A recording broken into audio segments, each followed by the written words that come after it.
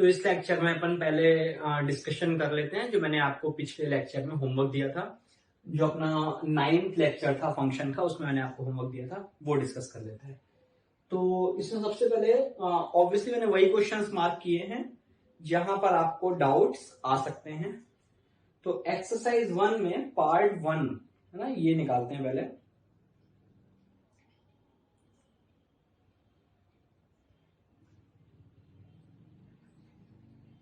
हाँ, तो इसमें अपना क्वेश्चन नंबर F2 है ना, F2। तो F2 में देखो अपने पास था कि x प्लस साइन एक्स को प्रूव करो कि ये पीरियोडिक नहीं है ना, ये क्वेश्चन था F2। तो देखो अगर अपने पास एक फंक्शन है y is equal to x plus sine x, ठीक है, F2 की बात कर रहे हैं, y is equal x plus sine x, इसको देखना है कि ये पीरियोडिक है या नहीं। देखो ये बहुत सिंपल है, इसको चेक करना कैसे कि अगर मैं dy बाई dx कैलकुलेट करता हूं तो ये आएगा 1 प्लस कॉस एक्स, ठीक है, और ये हमेशा पॉजिटिव आएगा। 1 प्लस कॉस एक्स तो हमेशा पॉजिटिव हो गया। इसका मतलब ये है कि ये फंक्शन कंटिन्यूअसली इंक्रीज कर रहा है, लगातार इंक्रीज कर रहा है। अब अगर कोई फंक्शन लगातार इंक्रीज कर रहा है तो क्या वो पीरियोडिक हो सकता है? पीरियोडिक में तो ग्राफ रिपीट होना चाहिए, और यहां तो ग्राफ लगातार इंक्रीज करेगा, तो ये नॉन पीरियोडिक हो गया, सिंपल। फिर इस पे आते हैं F3 के 9th नंबर पे। तो देखो इसमें क्वेश्चन में आपसे कहा जा रहा है सेक साइन एक्स का पीरियड बताओ। देखो ये सिंपल है, इसमें सिर्फ मैंने इसलिए प्रॉब्लम ली है क्योंकि इसमें जो फंडामेंटल पीरियड का चक्कर रहता है ना, कभी कम हो जाता है, जो अपन ने थ्योरी में भी बात की थी, उसलिए मैंने लिया। देखो सेक साइन एक्स बोलो या 1 अपॉन कॉस साइन एक्स बोलो, बात तो एक ही है, या कॉस साइन एक्स का निकाल लेते हैं। देखो कॉस साइन एक्स का पीरियड 2 पाई तो कंफर्म है, क्योंकि अंदर साइन एक्स लिखा है, वो 2 पाई के बाद रिपीट करेगा, तो 2 पाई तो पीरियड होगा। लेकिन अगर आप इसमें कैलकुलेट करोगे तो आपको पाई भी पीरियड मिल जाएगा, क्योंकि अगर आपने लिखा cos sin x और x को x प्लस पाई से रिप्लेस किया तो वैल्यू बराबर आ जाएगी, तो इसका फंडामेंटल पीरियड पाई होगा। सिर्फ इस वजह से मैंने इस प्रॉब्लम को लिया था। फिर F3 का जो 10th नंबर प्रॉब्लम है उसको देखो, इसमें भी वही लॉजिक है, cos sin x का पीरियड पाई आ जाएगा, जो भी अपन ने पीछे किया, cos x का भी पाई आ जाएगा, लेकिन जब आप कंबाइन करोगे तो रिजल्टेंट पीरियड पाई बाई 2 आएगा। आप इसमें x को x प्लस पाई बाई 2 लिख के देख सकते हो, आपको पीरियड पाई बाई 2 मिलेगा, क्योंकि x को x प्लस पाई बाई 2 रखोगे तो सेम फंक्शन दोबारा से आ जाएगा, ठीक है। तो इन दोनों क्वेश्चन में ये खास बात थी। इसके बाद F4 देखो, इसमें f एक इवन फंक्शन है, पीरियोडिक है, जिसका पीरियड 2 है, और fx is equal to x है अगर x 0 से 1 है। देखो इसमें ये कह रहा है कि अगर x की वैल्यू 0 से 1 है, ये देखो 0 से 1 में तो ये x है, और चूंकि ये इवन है तो -1 से 0 में इसकी वैल्यू ये रहेगा, मतलब ये अगर अपन इसकी इक्वेशन निकालें तो ये -x आएगा अगर ये y is equal to x है, क्योंकि सिमेट्रिकल होगा ना। अच्छा, अब क्या कह रहा है क्वेश्चन में, f ऑफ 3.14 निकालो, ठीक है। चूंकि ये पीरियोडिक है तो ये f ऑफ 1.14 के बराबर होगा, 2 का पीरियोडिक है, 2 मैंने सब्सट्रैक्ट किया, और अगर आप इसमें 2 और सब्सट्रैक्ट कर दो, 1.14 में 2 माइनस करोगे तो कितना आ जाएगा, माइनस का 0.86, सही है ना, 2 माइनस किया इससे। अच्छा, f माइनस 0.86 जो आएगा वही f 0.86 आएगा, क्यों, क्योंकि इवन फंक्शन है, f of x is equal to f of minus x होगा, और f ऑफ 0.86 तो यहां से आ गया, x को 0.86 रखोगे तो y भी 0.86, ये आपका आंसर हो गया। सिंपल प्रॉब्लम है, बिल्कुल ऐसी प्रॉब्लम अभी अपन और देखेंगे, एक एक्सरसाइज 2 के अंदर भी आएगी, ठीक है। अच्छा, ये हो गया अपना F4। फिर आ जाते हैं G3 में a नंबर में देखो क्या कह रहा है, fx is equal to minus x mod x, fx is equal to minus x mod x, या फिर आप इसको यूं भी लिख सकते हो, माइनस एक्स मॉड एक्स का मतलब हो गया कि ये माइनस एक्स स्क्वायर होगा व्हेन एक्स इज पॉजिटिव, है ना, और एक्स नेगेटिव पे ये एक्स स्क्वायर होगा, ठीक है, कुछ इस टाइप से। अब इसमें क्या पूछ रहा है, एफ इनवर्स और फिर एफ एक्स बराबर एफ इनवर्स एक्स के सॉल्यूशन। तो देखो एफ इनवर्स निकालने के लिए अपन क्या करेंगे, इस y की जगह x लिख देते हैं, ठीक है। तो देखो ये ऐसा हो जाएगा, x इज इक्वल टू, देखो मतलब मैं आपको यूं इसको बताता हूं कि यहीं पे देखते हैं, इस fx को मैंने y लिखा, तो इनवर्स कैसे निकालोगे, पहले आप इसको देखो, बहुत ध्यान से देखना। अभी सिमिलर प्रॉब्लम्स अपन और भी देखेंगे, 2-3 प्रॉब्लम्स आगे ऐसी आएंगी, एक बार अच्छे समझ लो, सब एक जैसे ट्रेंड पे चलेंगे। अगर मैं इस वाले पार्ट को देखूं तो इनवर्स निकालने के लिए क्या करते हैं, x को y और y को x लिखेंगे। तो ये क्या हो जाएगा, x is equal to minus y square, या y square is equal to minus x, या फिर वाई बराबर कितना आ गया, plus minus under root minus x. देखो क्या किया अपन ने, है ना, यहाँ एक्स की जगह वाई लिखा तो वाई स्क्वायर माइनस एक्स आ गया, या वाई बराबर plus minus under root minus x आ गया। ठीक है, अंडर रूट के अंदर माइनस से घबराने की जरूरत नहीं है, क्योंकि एक्स अपने आप में नेगेटिव हो रहा होगा। अच्छा, अब एक बात और देखना कि यहाँ प्लस लेंगे या माइनस लेंगे, वो देखो। देखो जो ओरिजिनल फंक्शन की डोमेन होती है वो इनवर्स की रेंज होती है। अगर अपन इस वाले पार्ट को देख रहे हैं तो इसकी डोमेन तो 0 से बड़ी है, तो इनवर्स की रेंज 0 से बड़ी आएगी। इसका मतलब है कि आप यहाँ पे प्लस वाला केस लोगे तभी वो 0 से बड़ा आएगा। ठीक, एक बात। दूसरी बात, अगर आप इसकी डोमेन देखो, डोमेन क्या होगी, तो डोमेन इसकी वही होगी जो इस फंक्शन की रेंज है, और इसकी रेंज क्या होगी, अगर एक्स को 0 से बड़ा लोगे तो माइनस एक्स स्क्वायर तो हमेशा 0 से छोटा आएगा। अगर एक्स को 0 से इन्फिनिटी लेते हो तो माइनस एक्स स्क्वायर 0 से माइनस इन्फिनिटी आएगा, या फिर मैं लिख सकता हूँ x less than equal to 0। ठीक है, अच्छा अब आ जाओ इस वाले केस में। तो इधर एक्स की जगह अपन ने वाई लिखा, तो देखो यहां से भी वाई की वैल्यू क्या आ गई, प्लस माइनस रूट एक्स, इस वाले केस से। अब यहां पे प्लस या माइनस, तो देखो इसकी डोमेन क्या है, एक्स लेस देन 0, तो इसकी रेंज क्या आएगी, नेगेटिव। रेंज नेगेटिव का मतलब यहां पे माइनस वाला ले लो। ठीक है, अच्छा अगर आप इसकी डोमेन की बात करें तो इस फंक्शन की डोमेन वही होगी जो इसकी रेंज थी। अगर एक्स को नेगेटिव रखोगे तो एक्स स्क्वायर की रेंज क्या आएगी, 0 से इन्फिनिटी, मतलब वाई 0 से इन्फिनिटी था, तो यहाँ पे एक्स 0 से इन्फिनिटी होगी। ये देखो ध्यान से समझ लो, यही कंसेप्ट आपका कई बार यूज होगा। तो ये आपका इनवर्स आ गया। आप चाहो तो कंबाइन करके लिख सकते हो, y is equal to this when x is less than equal to 0 and minus root x when x is greater than 0। ठीक है, अच्छा ये आपका G3 का A हो गया। फिर अपन आ जाते हैं G4 पे। तो G4 में देखो क्या है, G4 जो प्रॉब्लम है बिल्कुल सिमिलर प्रॉब्लम अपन ने थ्योरी में क्लास में कर रखी है। इसमें देखो कह रहा है कि fx is equal to x square, sorry x cube plus x plus cos x, और g फंक्शन इसका इनवर्स है, तो g डैश वन निकालना है। तो देखो एक बात समझना कि g ऑफ fx या f of gx is equal to x आएगा, क्योंकि इनवर्स है। अपन ने इसको डिफरेंशिएट किया, g dash F x into F dash x, ये देखो 1 आ गया। अपने को चाहिए क्या है, g डैश 1, तो यहाँ पे आप x को क्या रखें कि एफ एक्स 1 आ जाए। बड़ी आसानी से देख सकते हो कि x को 0 रखोगे तो एफ एक्स 1 आ जाएगा, तो x को 0 डाल देते हैं, तो देखो ये 1 आ गया। F dash 0 is equal to 1। F dash 0 बड़ी आसानी से आप देख सकते हो कि 1 आएगा, 3x स्क्वायर प्लस 1 है ना, माइनस साइन एक्स, तो ये 1 आ गया, तो g डैश 1 इज 1। ठीक है, अच्छा फिर आ जाइए G5 पे, ये वाला है ना, पार्ट 1 पे चल रहे हैं।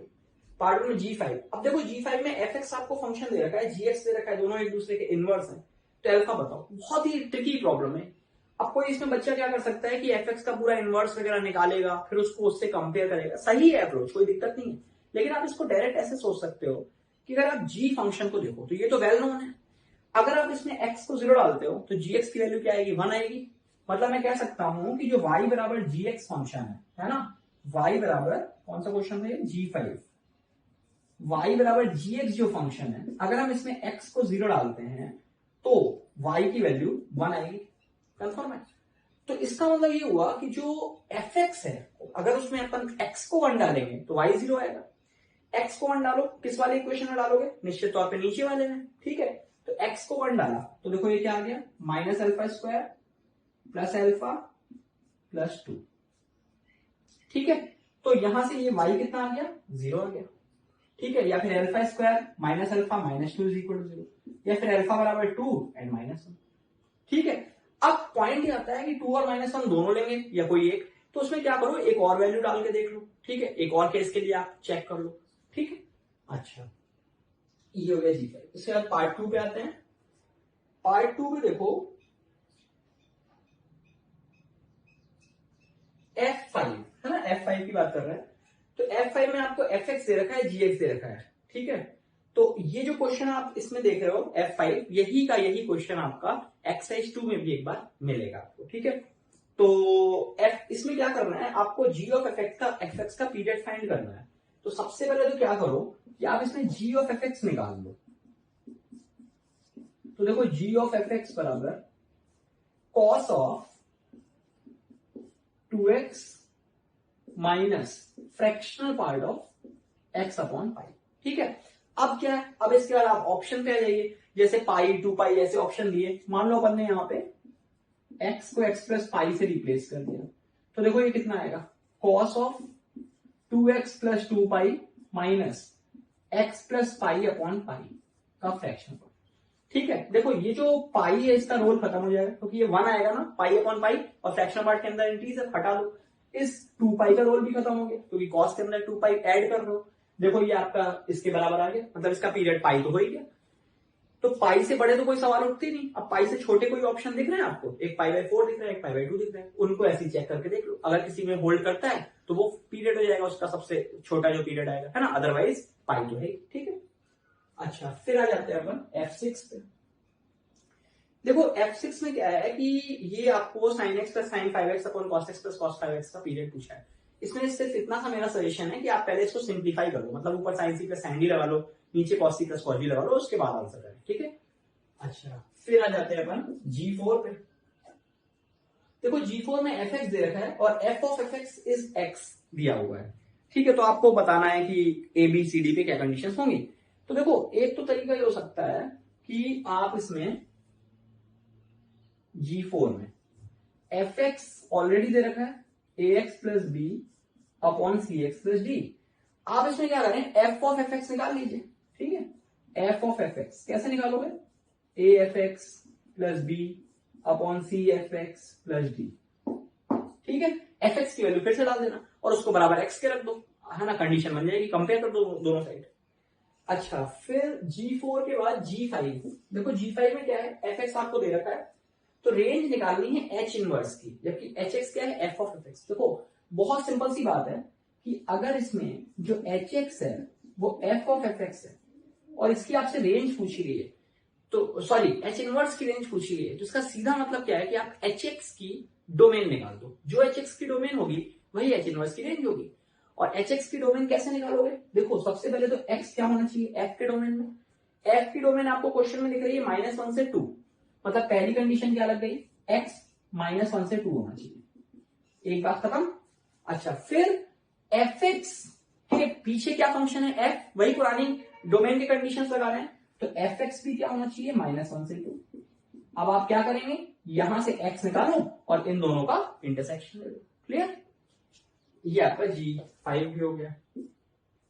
इसके बाद एक्सरसाइज 1 पार्ट 3 पे अगर बात करते हैं, पार्ट 3 के प्रॉब्लम्स देखो मैथ्स दी कॉलम के हैं और सिंपल प्रॉब्लम्स हैं। इसमें अपन ने 1 और 2 कर ही लिया था। अब जैसे 3 मैथ्स दी कॉलम जो थर्ड है उसमें देखो fx इवन है, gx ऑड है, तो आपको f ऑफ gx के बारे में बताना है। ये बहुत ही सिंपल सी बात है। जैसे कोई ऐसे सोच सकता है कि मान लो अपने पास एक फंक्शन hx है which is equal to f of gx। ठीक है, तो h ऑफ -x आपने निकाला, ये आ गया f of g of -x। अब देखो अगर मान लो gx फंक्शन इवन फंक्शन है तो g -x और gx बराबर आ जाएंगे, तो g -x को आप gx लिख दोगे तो ये पूरा क्या हो गया, hx हो गया, तो hx भी इवन हो गया।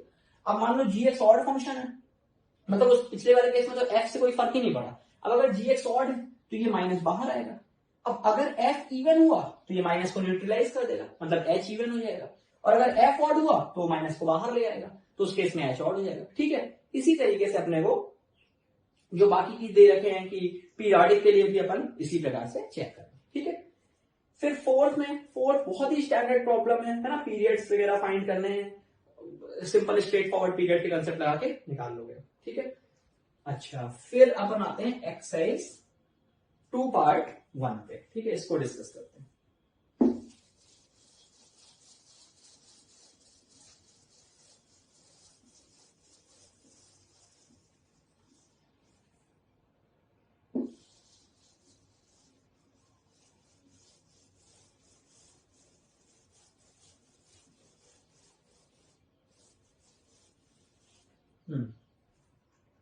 इसको भी रफ कर दें। ठीक है, तो एक्सरसाइज 2 पार्ट 1 पे आते हैं। इसमें अपन 20 नंबर प्रॉब्लम देख रहे हैं। 20 में देखो इसमें क्या है, gx आपको दे रखा है और देखा जाए तो आपको g ऑफ fx भी दे रखा है। मतलब देखो इसमें क्या है कि gx is equal to x² plus x plus 2 and g of f x is equal to 4x² minus 10x plus 4। ठीक है, तो आपसे पूछा गया है इसमें कि एफ एक्स क्या होगा। तो इसमें आप सिंपल क्या कर सकते हो कि अगर आप यहां से सोचें कि मैं g ऑफ एफ एक्स निकालता हूं, तो g ऑफ एफ एक्स क्या आएगा, एफ एक्स का square plus F x plus 2। यहां से एक बात बिल्कुल कंफर्म हो जाती है कि एफ एक्स एक लीनियर फंक्शन होना चाहिए, लीनियर पॉलिनोमियल होना चाहिए। क्यों? क्योंकि अगर एफ एक्स क्वाड्रेटिक हुआ तो एफ एक्स का स्क्वायर जब आप करोगे तो वो 4 डिग्री आएगा, जबकि यहां पे देखो g of f x 2 degree आ रहा है। इसका मतलब एफ एक्स क्या होना चाहिए, एक लीनियर। अब लीनियर आपने एफ एक्स को अगर पूरी सब्जेक्टिव अप्रोच पे आओगे तो आप एफ एक्स को ए एक्स प्लस बी ले लो और यहाँ पे इसको सिंप्लीफाई करें और उसको इसके साथ कंपेयर कर दें, ए और बी मिल जाएगा। या फिर आप ऑब्जेक्टिव अप्रोच ले सकते हो, जैसे कि दो ऑप्शन आपको दिख रहे हैं 2x माइनस 3 और 2x प्लस 3। आप यहाँ पे एफ एक्स की जगह 2x माइनस 3 और 2x प्लस 3 डाल के देख सकते हो कि किसमें g ऑफ एफ एक्स ये आता है। ठीक है, अच्छा फिर आ जाते हैं 23 नंबर प्रॉब्लम पे। देखो 23 में ये वही प्रॉब्लम आ गई जो मैंने भी आपको थोड़ी देर पहले बोली थी कि एक्सरसाइज 2 में भी आपको वही क्वेश्चन मिलेगा। 27 पे आते हैं। देखो इसमें क्या है, आप बहुत ही सिंपल वे में इस क्वेश्चन को सॉल्व कर सकते हो। सिर्फ जैसे फ्रैक्शनल पार्ट ऑफ बॉक्स से आता है तो अपन क्या करते हैं, केसेस बनाते हैं। तो केसेस बनाओ, जैसे आप इसको यूं लिख सकते हो, देखना f x is equal to, आप इसमें एक केस बनाइए x की वैल्यू 1 से 2 और एक केस बनाए 2 से 3। इंटीजर्स पे ब्रेक करते हैं। अगर आप 1 से 2 की बात करोगे तो जो पहला वाला बॉक्स है वो 0 हो जाएगा, आप देख सकते हो, और दूसरा वाला जो पार्ट है वो हो जाएगा x माइनस 1 सिंपली। और अगर आप 2 से 3 बात करोगे तो पहला वाला पार्ट 1 आएगा, ठीक है, 2 से 3 में x माइनस 1 1 से 2 जाएगा क्योंकि, और दूसरा वाला पार्ट देखो क्या आएगा, x minus 2 to the power 2। ये देखिए, ये आपका सिंपली एफ एक्स लिखा हुआ है। अब आपसे पूछा क्या गया है, इसका इनवर्स। अभी मैंने आपको थोड़ी देर पहले एक प्रॉब्लम कराई थी जिसमें एफ एक्स की वैल्यू एक्स स्क्वायर और माइनस एक्स स्क्वायर का इनवर्स निकालना था। बिल्कुल सेम प्रोसीजर से इसका इनवर्स अपन निकालना है। ठीक है, अच्छा फिर आ जाइए 29 पे। तो 29 पे आपके पास देखो फिर सिमिलर प्रॉब्लम है 29। इसमें आप इसको यूं लिख सकते हो एफ एक्स को कि अगर एक्स की वैल्यू इवन है, अगर x इवन है तो देखो ये क्या हो गया, x माइनस 1 इक्वेशन। और अगर x की वैल्यू ऑड है तो उस केस में x प्लस 1 हो गया। अब आपको इनवर्स निकालना है, तो देखो जैसे ये y है, आप इस वाले हिस्से को देखो एक बार, तो अगर आप x की जगह y लिखते हो तो y बराबर x प्लस 1 आ जाएगा। ठीक है, और अगर आप यहाँ पे x की बात करें तो इसका जो डोमेन है वो इसकी रेंज होगी। अगर आप x को इवन डालोगे तो y ऑड आएगा, मतलब इसकी रेंज ऑड होगी तो इसका डोमेन ऑड होगा। ठीक है, अच्छा अब इस पे आ जाओ, तो यहां से आप निकालेंगे तो y बराबर x माइनस 1 आ जाएगा, देखो। और यहां पे जो y होगा रेंज मतलब इनवर्स की, वो इसका डोमेन होगा, या फिर ये कहें कि जो इसकी रेंज होगी वो इसका डोमेन होगा। तो x क्या होगा, इसका डोमेन मतलब इसकी रेंज। अगर x ऑड है तो y इवन, मतलब x इवन आ गया, है ना, y इवन आ रहा था मतलब इसकी रेंज इवन तो इसका डोमेन इवन। ठीक है, आप चाहो तो इसको कंबाइन कर सकते हो, है ना, कि जैसे -1 की पावर x वगैरह लगा के। ठीक है, तो देखो ये भी सिमिलर प्रॉब्लम थी। फिर आ जाते हैं पार्ट 2 में। पार्ट 2 में 13 नंबर प्रॉब्लम है ना, 13। देखो 13 में क्या कह रहा है कि f एक इवन फंक्शन। अभी अपन ने एक प्रॉब्लम की थी, एफ एक्स एक इवन फंक्शन है और 0 से 1 में उसकी वैल्यू x थी, तो -1 से 0 में भी वही आ गई थी। फिर f3.14 पूछा था। देखो सिमिलर क्वेश्चन है, आप 0 से 1, 0 से कहां तक का है इसमें, 0 से 2, तो 0 से 2 का ग्राफ बनाओ, वही ग्राफ -2 से 0 होगा और वही ग्राफ बार बार रिपीट हो जाएगा क्योंकि 4 इंटरवल का ग्राफ आ गया, है ना। इंटरसेक्शन देख लो कितनी बार हो रहा है। फिर 18 नंबर प्रॉब्लम पे आइए। देखो 18 में क्या कह रहा है, नंबर ऑफ रियल सॉल्यूशन। ये बहुत ही बेसिक सी ट्रिक है इस क्वेश्चन के अंदर। देखो ये जो इक्वेशन है ना आपके पास, x³ + 1 is equal to twice of cube root of 2x - 1। इसको आप यहाँ 2 को नीचे ले आओ, जो 2 यहां लिखा था वो यहां लिख दिया। अब एक्चुअली क्या है ना, ये अगर एफ एक्स है तो ये इसका इनवर्स है। आप निकाल के देख सकते हो कि मान लो ये आपने इस तरीके से लिया, अब इनवर्स निकालना है तो y की जगह x और x की जगह y, देखो वही आ जाएगा। ठीक है, तो f x is equal to f inverse x equation solve करना आता है अपने को। क्या करते हैं उसमें, f x is equal to x को सॉल्व कर लेते हैं, ठीक है, ग्राफ वगैरह देख के। तो ये हो गया। इसके बाद मैंने ये 19 नंबर प्रॉब्लम सिर्फ इसलिए लिखी है कि जब मैंने आपको होमवर्क दिया था तो मैंने शायद 19 तक दे दिया था आपको, but 19 number question inverse trigonometric function का है, तो इसको अपन आगे डिस्कस करेंगे, ठीक है। अच्छा 2 पार्ट 3 पे, ये 2 पार्ट 3 पे अपने पास पहला क्वेश्चन है 21 नंबर, ठीक है। तो 21 नंबर प्रॉब्लम देखो क्या है, f of x is equal to sin π/2 box x, ठीक है। और आपसे कहा गया है कि ये फंक्शन पीरियोडिक होगा, ऑन टू होगा। देखो इसका ग्राफ बनाना बहुत इजी है, आप बना सकते हो कैसे, देखो 0 से 1 ये 0 हो गया, ये देखो 1 से 2 ये 1 हो गया क्योंकि बॉक्स 1 हो जाएगा, sin π/2 1। 2 से 3 ये देखो 2 से 3 क्या हुआ, वापस 0 क्योंकि बॉक्स की वैल्यू 2 आएगी तो पाई हो जाएगा। फिर 3 से 4 देखो -1 क्योंकि 3 π/2 हो जाएगा। 4 से 5 फिर 0 हो जाएगा। 5 से 6 फिर 1 हो जाएगा। देखो आप यहां देखोगे तो 4 इंटरवल के बाद ग्राफ रिपीट होना स्टार्ट हो रहा है, तो ये पीरियोडिक है और मैनी वन तो है ही क्योंकि मल्टीपल एक्स पे सेम वाई आ रहा है, तो ये मैनी वन भी है, ठीक है। ऑन टू इंटू की बात करें तो इसकी देखो कोडोमेन -1 से 1 है, जबकि रेंज क्या आ गई, 3 एलिमेंट -1 0 और 1, तो ऑन टू नहीं हुआ, इंटू हो गया, ठीक है। अच्छा फिर आइए इसमें 24 में देखो फंक्शन आपके पास दे रखा है और fx इक्वल टू 0 है, 3 रूट्स और ये बाइजेक्शन भी है। देखो इसमें क्या कह रहा है, जो फंक्शन है आपके पास वो है x³ plus ax² plus bx minus a। देखो अगर ये फंक्शन बाइजेक्शन है मतलब 1 1 ऑन 2 है तो ये ग्राफ लगातार इंक्रीज करेगा।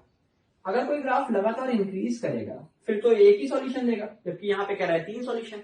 ऐसी सिर्फ एक कंडीशन में हो सकता है जब ग्राफ ऐसा हो, मतलब कहने का ये कि ये जो आपका एक्सप्रेशन है ना ये किसी का क्यूब हो, लीनियर का क्यूब हो, लीनियर का क्यूब होगा ना तो उसका जब डिफरेंशिएट करोगे तो वो स्क्वायर बनेगा, तो हमेशा पॉजिटिव भी आएगा और 3 रूट भी आएंगे।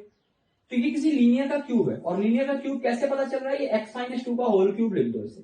क्यों, क्योंकि देखो x³ और यहाँ -8 से 2 पता चल गया, ठीक है। अब आप इसे एक्सपैंड करोगे ना तो ये ऐसा आएगा a³ - b³ - 3ab × a - b, या फिर आप इसे यूं लिख सकते हो x³ - 6x² प्लस 12x - 8, ये देखो, ठीक है। इससे कंपेयर कर दो तो a is equal to -6 and b is equal to 12, ठीक है। इस क्वेश्चन के अंदर थोड़ा सा कुछ गलत पूछा गया है, आपसे a प्लस b पूछा जा रहा है ना, तो वो एक्चुअली a प्लस b नहीं बताना है आपको, a और b अलग अलग बताना है, ठीक है। ये हो गया।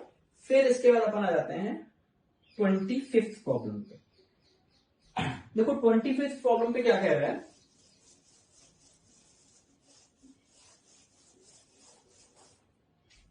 इसमें आपके पास एक फंक्शन है जिसका डोमेन 21, 22, 23 है और रेंज x, y, z है।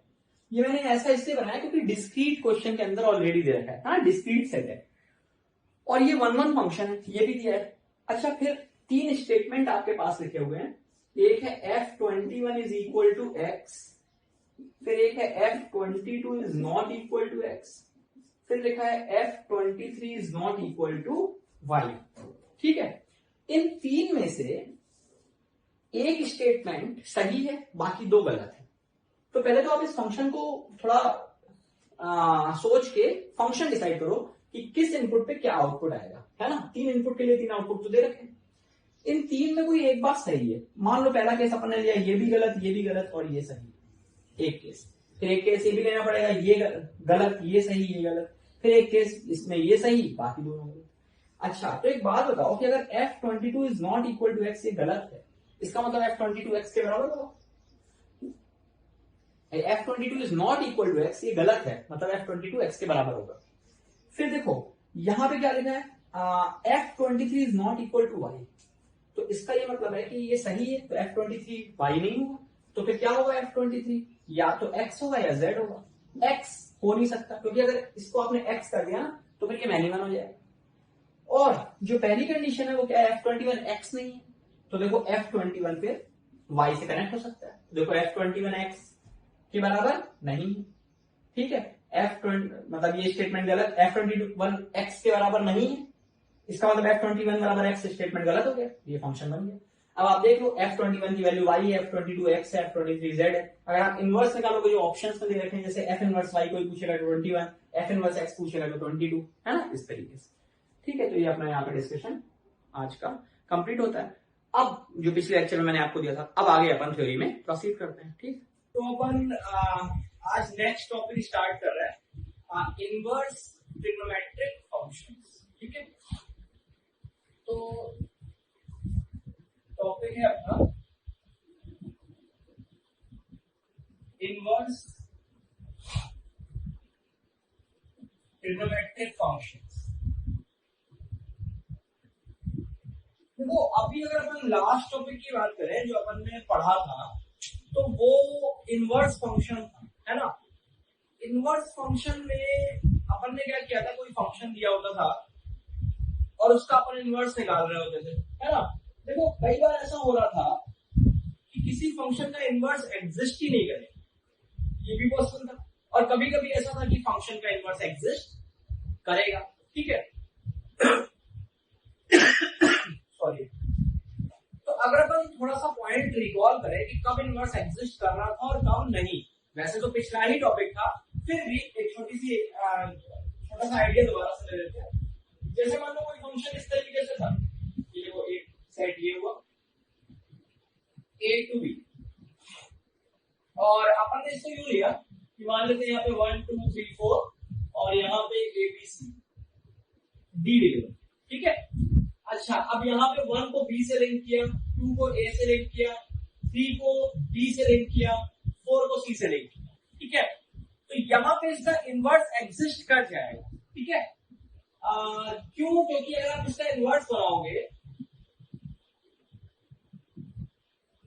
तो ये B2A बनेगा और ये ABCD 1 2 3 4, 1 B से कनेक्टेड था तो यहाँ पे B 1 से कनेक्ट हो गया, 2 के करस्पॉन्डिंग A वैल्यू आ रही थी तो A के करस्पॉन्डिंग 2 वैल्यू आएगी, 3 के करस्पॉन्डिंग D तो D के करस्पॉन्डिंग 3, और 4 के करस्पॉन्डिंग C तो C के करस्पॉन्डिंग, है ना, ये इसका इनवर्स हो गया। अब इसमें पॉइंट अपन इससे बात कर रहे हैं दोबारा से एक बार शॉर्ट में कि कब इनवर्स एग्जिस्ट नहीं करता था, तो उसको रिकॉल करो अगर, तो जैसे मान लेते हैं अपने पास 1 2 3 4 और ये ABCD और एक फंक्शन अपन ने यू डिफाइन, ये है ना, ये चलो यहां से D हटा देते हैं, तो 1 2 3 4 ABC 1 A से कनेक्टेड है, 2 B से, 3 B से और 4 C से। तो अगर आप इसका इनवर्स निकालने की कोशिश करोगे तो क्या होगा कि जो B है ना वो 2 और 3 दोनों से कनेक्टेड होगा, मतलब अगर आप लिखोगे तो यूं लिखोगे ABC और 1 2 3 4। ठीक है, और फिर यहाँ पे A तो 1 से कनेक्ट हो जाएगा, 2 और 3 दोनों के दोनों B से कनेक्ट होंगे और C 4 से। और जैसे ये हुआ तो आप कहोगे कि भाई ये तो फंक्शन ही नहीं हुआ क्योंकि एक x पे 2 y आ गए। ठीक है, तो हम कहेंगे कि भाई जब ये फंक्शन नहीं है तो फिर इसका इनवर्स एग्जिस्ट नहीं करेगा। तो यहां से अपन ने कंक्लूजन ये ड्रॉ किया था कि इनवर्स फंक्शन सिर्फ उन्हीं फंक्शन के एग्जिस्ट कर सकते हैं जिनमें मल्टीपल x के लिए सेम y की वैल्यू ना आए। इनवर्स फंक्शन उन्हीं के लिए एग्जिस्ट कर सकते हैं, उन्हीं फंक्शंस के एग्जिस्ट कर सकते हैं जिसमें मल्टीपल x के लिए सेम y ना आए। ठीक है, एक बात। और दूसरी बात ये कि रेंज कोडोमेन के बराबर होना चाहिए, है ना। लास्ट टॉपिक को आप रेफर कर सकते हो अगर फिर भी कोई डाउट रहता है तो। रेंज कोडोमेन के बराबर क्यों होना चाहिए? मान लेते हैं यहाँ पे एक एलिमेंट आपका अल्फा और था इस वाले सेट में, तो अल्फा यहाँ पे रहेगा, तो देखो अल्फा तो किसी से कनेक्ट ही नहीं होगा, तो फिर तो वो वाली बात हो गई कि फंक्शन नहीं रहा। ये भी क्यों? क्योंकि फंक्शन होने के लिए domain of the function should be equal to this set, है ना, तो इस वजह से ये फंक्शन नहीं रहेगा। तो अगर हमारे पास इस तरीके का कोई फंक्शन है जिसमें एक x एक y से कनेक्टेड है, मल्टीपल x एक ही y से कनेक्टेड नहीं है, फिर भी उसका इनवर्स एग्जिस्ट नहीं करेगा अगर उसकी रेंज उसके कोडोमेन के बराबर नहीं, है ना। मतलब अपन इस बात को यूं लिख लेते हैं कि inverse exist if and only, है ना। दो बातों का होना जरूरी है। पहली तो ये कि for no two values of x there exist same y, है ना, कोई भी दो x के लिए सेम y नहीं आना चाहिए। और दूसरी बात, रेंज बराबर होनी चाहिए कोडोमेन, तभी आपका इन्वर्स एग्जिस्ट करेगा। ठीक है, तो अब अगर अपन इस टॉपिक पे शुरू करें, अभी अपन ने बात की इन्वर्स फंक्शन का रिकैप था, अब इन्वर्स ट्रिग्नोमेट्रिक फंक्शंस पे अगर आते हो तो देखो यहां जैसे कि नाम से समझ में आ रहा है कि इन्वर्स निकालना है, किसका निकालना है, ट्रिग्नोमेट्रिक फंक्शंस का इन्वर्स निकालना है। देखो एक बात सोच के देखो, ट्रिग्नोमेट्रिक फंक्शन पीरियोडिक फंक्शंस है, वो भी अपन पढ़ चुके हैं। पीरियोडिक फंक्शंस मतलब बार बार उनकी वैल्यू रिपीट हो रही है, या यूं कहे कि बहुत सारे एक्स आपको ऐसे मिल जाएंगे जिसपे आपको एक ही वाई मिलेगा। क्या मेरी बात समझ में आ रही है भाई? जैसे मान लो साइन एक्स ले लिया आपने, अब आप एक्स को 0 लो तो फंक्शन की वैल्यू 0, एक्स को पाई ली तो भी फंक्शन की वैल्यू 0, एक्स को 2 पाई 3 पाई 4 पाई फंक्शन की वैल्यू 0। तो सोच के देखो कौन सा सिनेरियो क्रिएट हो रहा है, कुछ इस टाइप का कि बहुत सारे एक्स की वैल्यूज के लिए सेम वाई आपको मिला जा रहा है, तो निश्चित तौर पे उनका इनवर्स एग्जिस्ट ही नहीं करेगा। या फिर साइन एक्स की वैल्यू देखो तो पाई बाई 6 पे जो वैल्यू आ रही है वही 2 पाई प्लस पाई बाई 6 पे आ रही है। मतलब आप ऐसे बोल सकते हो कोई भी पीरियोडिक फंक्शन अगर है तो उसमें तो मल्टीपल एक्स पे सेम वाई आएगा ही, तभी वो पीरियोडिक है। और अगर मल्टीपल एक्स पे सेम वाई आएगा इसका मतलब उसका इनवर्स एग्जिस्ट करेगा ही। क्लियर है? तो देखो बड़ी अजीब सी बात लग रही है कि अपन टॉपिक पढ़ रहे हैं इनवर्स ट्रिग्नोमेट्रिक फंक्शन और शुरुआत यहां से कर रहे हैं कि ट्रिग्नोमेट्रिक फंक्शंस का इनवर्स एग्जिस्ट करेगा ही नहीं, because they all are periodic functions. Clear? लेकिन टॉपिक तो ये पढ़ रहे हैं कि इनवर्स ट्रिग्नोमेट्रिक फंक्शंस, तो फिर कुछ तो होगा इसमें। तो वो क्या है वो देखो, जैसे मान लो कि मैंने आपसे कहा कि y बराबर साइन है या फिर fx बराबर साइन एक्स, इसका इनवर्स बताओ, तो आपका सीधा जवाब होगा कि इनवर्स डज नॉट एग्जिस्ट। ठीक है, क्योंकि पीरियोडिक है। अगर कोई आपसे कहता है fx is equal to cos x है, ठीक है, इसका इनवर्स बताओ, तो हमारा स्ट्रेट फॉरवर्ड आंसर होगा कि इनवर्स डज नॉट एग्जिस्ट। ठीक है, कोई भी पीरियोडिक फंक्शन आपको ले लेगा तो इनवर्स डज नॉट एग्जिस्ट। अच्छा, अब देखिए मैं यहाँ पे थोड़े से चेंजेस कर रहा हूं। मैंने एक फंक्शन लिया,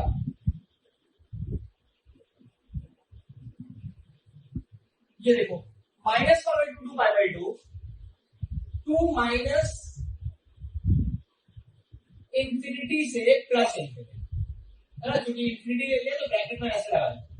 ठीक है, और फिर मैंने लिखा fx is equal to sine x. देखो ये वो साइन एक्स फंक्शन नहीं है जो मैंने यहां पे लिखा है, क्योंकि इस साइन एक्स का डोमेन कितना है, माइनस इंफिनिटी से प्लस इंफिनिटी, जबकि इस साइन एक्स का डोमेन कितना है, माइनस पाई बाई 2 से पाई बाई 2। अगर आप इस फंक्शन को जो मैंने अभी लिखा इसको ग्राफिकली ऑब्जर्व करने की कोशिश करें तो देखो ये कुछ ऐसा है, ये देखो पाई बाई 2 और ये माइनस पाई बाई 2, मतलब माइनस पाई बाई 2 से पाई बाई 2 तक साइन एक्स का ग्राफ बनाते हैं। अब यहां पे कोई भी कह सकता है कि इस ग्राफ में 2x के लिए सेम y नहीं आ रहा, क्योंकि ये फंक्शन लगातार इंक्रीज कर रहा है। देखो लगातार इंक्रीज कर रहा है माइनस पाई बाई 2 से पाई बाई 2 में, तो 2x में सेम y आएगा ही नहीं। मैं इस बार आपको सजेस्ट करूंगा कि इनवर्स ट्रिग्नोमेट्रिक फंक्शन की का लेक्चर देखने के पहले आपने जो इनवर्स फंक्शन पढ़ते समय नोट्स प्रिपेयर किए होंगे तो नोट्स को एक बार पलट लो, है ना, तो चीजें जल्दी रिकॉल होंगी। तो यहाँ पे अपने पास साइन एक्स फंक्शन है, मैंने माइनस पाई बाई 2 से पाई बाई 2 ये बता दिया। अब यहाँ पर 2x में सेम y तो है नहीं, मतलब हमारी ये वाली कंडीशन फुलफिल होगी। कौन सी? ये for no two values of x there exist same y, ये कंडीशन पूरी होगी। तो क्या इसका इनवर्स एग्जिस्ट कर जाएगा? तो आंसर होगा नहीं करेगा। उसका रीजन क्या है? दूसरी कंडीशन भी आपके पास, range should be equal to codomain. तो यहाँ पर अगर आप इस फंक्शन की रेंज देखोगे तो वो तो आएगी -1 से 1, -1 से 1। देखो ये -1 है और ये 1 है, ठीक है। तो -1 से 1 आ गई। तो इसका सीधा मतलब है कि इस फंक्शन की जो रेंज है -1 से 1 वो इस डोमेन के बराबर नहीं है, तो फिर इसका इन्वर्स एग्जिस्ट नहीं करेगा। सिनेरियो कौन सा क्रिएट होगा अगर आप ध्यान से सोचो तो ये वाला नहीं बल्कि आपका ऐसा क्रिएट हो रहा है, ये वाला। इसमें क्या हो रहा है कि जो रेंज है फंक्शन की वो एबीसीडी है, जबकि कोडोमेन क्या है, एबीसीडी के साथ अल्फा भी है। तो जब आप इसका इन्वर्स निकालोगे तो ये कहानी बनेगी, तो अल्फा किसी से लिंक नहीं होगा तो फिर ये फंक्शन नहीं कहलाएगा। वही चीज यहाँ पे है कि यहाँ -1 से π/2 के करस्पॉन्डिंग रेंज आएगी वो -1 से 1 आ जाएगी। अब जब आप इसको पलटोगे तो -1 से 1 के करस्पॉन्डिंग तो वैल्यूज मिलेंगी, लेकिन बाकी के करस्पॉन्डिंग कोई वैल्यू नहीं मिलेगी। मतलब मेरी बात समझ आ रही है? जैसे एक साइड तो ये हो गया, इसमें कौन से एलिमेंट आ गए, -π/2 टू π/2 आ गए, और एक साइड ये हो गया, इसमें -∞ से ∞ के सारे एलिमेंट्स आ गए। मतलब देखा जाए तो इनफाइनाइट एलिमेंट्स है। इसमें जो एलिमेंट्स थे वो यहाँ पे कनेक्ट हो गए सारे के सारे, है ना। और -1 से π/2 के जो एलिमेंट होगा -1 से 1 कनेक्ट हो जाएंगे। अब 1 से ऊपर के भी तो वैल्यूज होंगे, जो आप इसको पलटोगे तो 1 से ∞ के वैल्यूज के करस्पॉन्डिंग कोई y मिलेगा नहीं। तो अपन कह सकते हैं कि इसका इनवर्स फंक्शन एग्जिस्ट नहीं करेगा। तो इसमें भी हमने क्या आंसर दिया कि इनवर्स डज नॉट एग्जिस्ट, ठीक है। अच्छा, तो अब यहीं पे मान लो आ जाते हैं अपन, function is from -π/2 to π/2 to -1 to 1। ये फंक्शन लिया अपन ने और fx is equal to sine, ठीक है। मतलब यही के यही कॉपी किया, बस अपन ने यहाँ पे कोडोमेन को चेंज कर दिया -1 to 1। अब देखो क्या होगा, वापस से ग्राफ बनाओ जरा,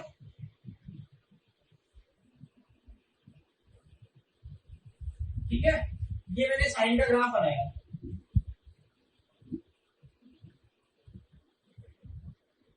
ये देखो π/2 और ये -1, ठीक है। ये मैंने sin x का ग्राफ बनाया।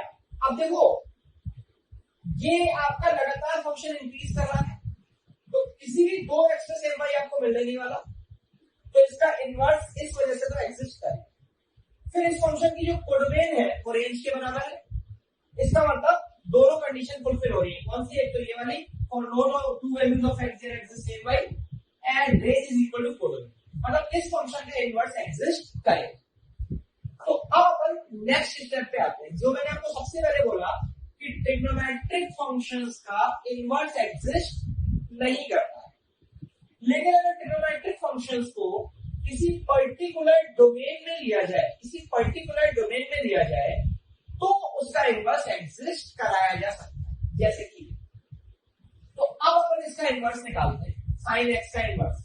तो देखो भाई, सबसे पहले तो ये समझना कि अपन इनवर्स फंक्शन ऑलरेडी पढ़ चुके हैं, तो इनवर्स निकालते कैसे थे? जैसे ये y is equal to sine x लिखा हुआ है, अब इनवर्स कैसे निकालते थे? जैसे अभी अपन ने पिछले टॉपिक में ऐसे प्रॉब्लम्स किए थे कि y is equal to suppose x square -2x + 3 और कहा गया कि इसका इनवर्स निकालो कुछ डोमेन वगैरह देके, तो अपन वहां क्या करते थे, अगर आप ध्यान करें तो x और y को इंटरचेंज कर देते थे, है ना। y की जगह x लिख देते थे, x की जगह y लिख देते थे, है ना, इनवर्स फंक्शन निकालते समय। क्यों?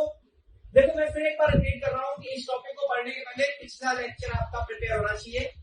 उसके पीछे वजह क्या होती थी कि जैसे मान लो मैंने कोई फंक्शन लिया इस टाइप से कुछ, है ना, जैसे अल्फा हटा लेते हैं, तो इसका इनवर्स ये हो गया, तो इस फंक्शन की जो डोमेन है वो इसकी रेंज है, जो इस फंक्शन की रेंज है वो इसकी डोमेन है, मतलब x और y आपस में इंटरचेंज हो जाएंगे, पुरानी बात है। तो मैंने इसका इनवर्स निकालने के लिए y की जगह x लिखा और x की जगह y, या फिर sin y is equal to x, ठीक है। या फिर यहां से y को आप लिख सकते हो सिंबॉलिकली sin इनवर्स x। तो देखिए ये आपका ओरिजिनल फंक्शन था और ये इसका इनवर्स है, ये ओरिजिनल फंक्शन था और ये उसका इनवर्स है। क्लियर हुआ पॉइंट? अच्छा, एक बात। दूसरी बात ये होती है कि अगर ये sin x का ग्राफ आपके सामने है तो इसके इनवर्स का ग्राफ कैसा होगा, इसके इनवर्स का ग्राफ होगा कैसा? तो इनवर्स का ग्राफ कैसा होगा, इसके लिए मैं आपको रिकॉल करा दूं कि कोई भी फंक्शन का जब इनवर्स निकालते हैं तो दोनों के ग्राफ एक दूसरे की मिरर इमेज होते हैं about the line y is equal to x। ये भी अपन ने इनवर्स फंक्शन में पढ़ा था। तो मैंने क्या किया, इस वाले ग्राफ की मिरर इमेज निकाली y is equal to x के अबाउट। तो y is equal to x line plot कर लेते हैं एक बार। देखो y is equal to x line यहां से पास करेगी ओरिजिन से। अब कोई स्टूडेंट कह सकता है कि y is equal to x ऐसे होगी, या फिर कोई स्टूडेंट कह सकता है कि y is equal to x ऐसे होगी, कुछ इस टाइप से, है ना। या फिर कोई इसको और ज्यादा झुका सकता है y is equal to x को, या फिर y is equal to x को कोई और ऐसे बना सकता है। तो देखो मेन मुद्दा ये है कि y is equal to x जो है वो ग्राफ के नीचे से जाएगी, sin x के नीचे से जाएगी, या फिर sin x के ऊपर से जाएगी। ये अपने को डिसाइड करना है, ठीक है, जिससे हम y इक्वल टू x को प्रॉपर बना पाए, जिससे इसके इनवर्स का भी बहुत एप्रोप्रिएट ग्राफ बने। तो इसको कैसे डिसाइड कर सकते हैं वो देख।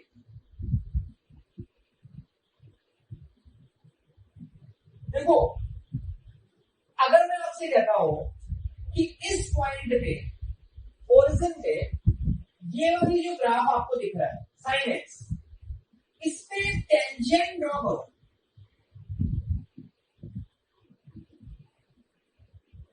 ठीक है, ये मैंने क्या किया, टेंजेंट ड्रॉ की y is equal to sin x। तो इस टेंजेंट का अगर स्लोप निकाल लिया जाए, मान लेते इस टेंजेंट का स्लोप 2 आ गया, सपोज कर लेते थोड़ी देर 2 स्लोप, तो जो y is equal to x line होगी वो थोड़ी सी इधर बैंड करेगी क्योंकि इसका स्लोप 2 है। 1 स्लोप की लाइन किधर जाएगी, इधर, मतलब ऐसे बन जाएगी। और मान लेते हैं कि इस टेंजेंट का स्लोप 1/2 आ गया, मान लो हाफ आ गया, तो जो 1 स्लोप की लाइन होगी वो किधर जाएगी, ऐसे जाएगी। मतलब अगर मैं टेंजेंट का स्लोप निकाल दूं तो मुझे y is equal to x plot करना बिल्कुल इजी। अब टेंजेंट का स्लोप कैसे निकालेंगे, देखो ये एक बेसिक सा पॉइंट है जो आपने फिजिक्स के अंदर भी पढ़ा हुआ है। वैसे अपन ने फंक्शन चैप्टर के शुरुआत में भी ये बातें की थी रेंज के दौरान, है ना, कि अगर हम किसी भी पॉइंट पे टेंजेंट का स्लोप निकालना चाहेंगे, किसी कर्व पे किसी पॉइंट पे टेंजेंट का स्लोप निकालना चाहेंगे, तो आप उस पॉइंट पे dy/dx निकाल दो। जो dy/dx होगा वो आपको क्या देगा, स्लोप ऑफ टेंजेंट। ठीक है, तो मैंने क्या किया, सबसे पहले sin x का डेरिवेटिव निकाला। तो देखिए y is equal to sin x, इसका डेरिवेटिव कितना आ गया, dy/dx, ये आ गया cos x। ठीक है, अब किस पॉइंट पे डेरिवेटिव निकालना है, किस पॉइंट पे डेरिवेटिव निकालना है, ओरिजिन पे। तो मैंने x को रख दिया 0 क्योंकि ओरिजिन पे देखना है, और जैसे ही x को 0 रखा तो देखो भैया ये क्या आ गया, ये तो 1 आ गया। इसका मतलब ये हुआ कि ओरिजिन पे अगर आप sin x पे टेंजेंट का स्लोप निकालोगे तो 1 आएगा, मतलब इस टेंजेंट का स्लोप ही 1 है। और अगर स्लोप 1 है तो ये जो आप डॉटेड लाइन देख रहे हो, ये डॉटेड लाइन ही कौन सी लाइन हो गई, y is equal to x। Clear, क्यों, क्योंकि भाई इसका स्लोप 1 है और ओरिजिन से तो पास हो ही रही है, तो y is equal to mx plus c, m को 1 डाल दिया और c तो 0 है, मतलब y is equal to x line के ऊपर जाएगी, लाइन के नीचे जाएगी, बल्कि ये लाइन खुद y is equal to x। एक बात, तो चलो अब हम इसका इनवर्स निकालते हैं, इनवर्स का ग्राफ बनाते हैं। तो देखो एक बात ध्यान दो कि जब भी हम, एक तो होता है कि भाई ये ग्राफ आपके सामने दिख रहा है, इसकी डॉटेड लाइन के और इमेज निकालनी, तो कोई भी बच्चा अंदाजा लगा सकता है, जैसे इसको कांच मान लो, कांच मतलब मिरर मान लो, और ऐसे सोचो ये मिरर है और इसके इस तरफ एक कर्व ऐसे पड़ी है, या हम में से आप में से कोई ऐसे दिख रहा है इस तरह का, है ना, कोई शेप है, ये मार्कर है, या फिर कोई भी ऐसे एक रोप लग रखी है इस तरीके से। अब इसकी इमेज बनेगी इस कांच के अबाउट, मिरर के अबाउट, तो वो इमेज कैसी बनेगी, कोई भी अंदाजा लगा सकता है कि ये पॉइंट यही रहेगा, ये इमेज आपको दिख रही है। अच्छा, अब ये वाली जो कर्व हमें दिख रही है, ये कर्व, तो इस कर्व की इमेज कुछ ऐसी बनेगी, आप कॉपी में सोच भी सकते हो, दिमाग में भी दौड़ा सकते हो, ये कुछ ऐसी बनेगी, देखना।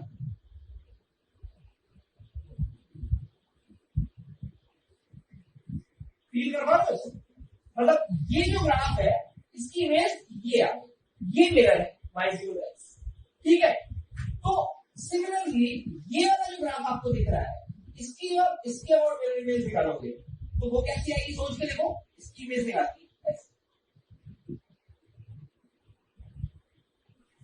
ये है ना, कुछ इस टाइप से आएगी। मतलब ध्यान देना, मैं इसको ऐसे बना देता हूं। ये वाला जो ग्राफ है, ये